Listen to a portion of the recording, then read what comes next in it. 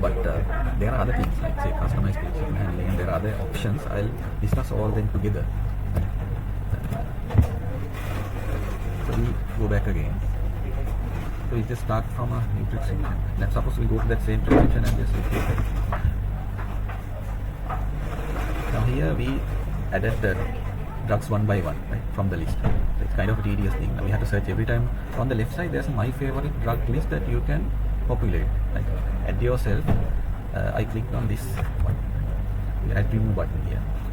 So we can add the frequently used drugs into this, like a manageable list. So no need to search every time you have to. So suppose we use prednisolone. So just put a check mark on this page. That is the selection, drug management selection page, right?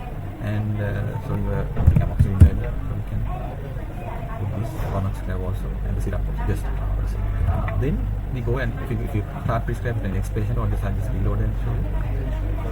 Then whatever the drug selected on that side from this add remove, it will come here. So then no need to search again from this. I think it's useful. So when you want to prescribe, just click on that. The same mechanism, you put the dose and ID. Right? So that is the use of this. My favorite drugs. Right? Each and individual drugs you can just add to this group. So if you don't want from this later on, maybe you can remove the check mark and it won't be there next time in the favorite. That is one shortcut that we can use.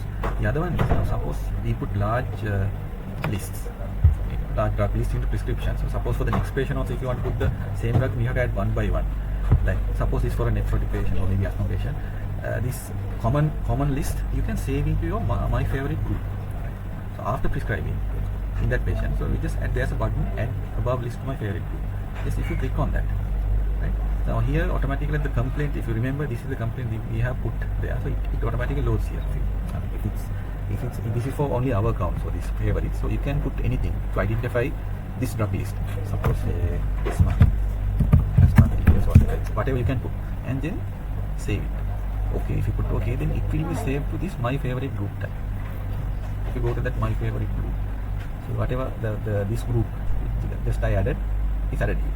So the advantage is in this group, these 4 drugs that we added earlier are there. Now here I think because there are duplicates that the site only 4 has come. It doesn't matter, all will come there. So for the next patient, we go to next patient and we try to add from this group. So suppose we go to the next patient from the clinic tab, right? And say suppose this is the patient, and we create a clinic field. There's a separate patient, so we have to create a clinic field every time, right? And say wait something and save it. So this time I didn't put a complaint. So here, if you go to new prescription, then usually we added from this my favorite drug list and all drugs, searching one by one. We go to this my favorite, and earlier we save this asthma. These 4 drugs are there, so we can prescribe all. Then what happens? All the drugs, the whole drug list that was there previously, we add automatically together.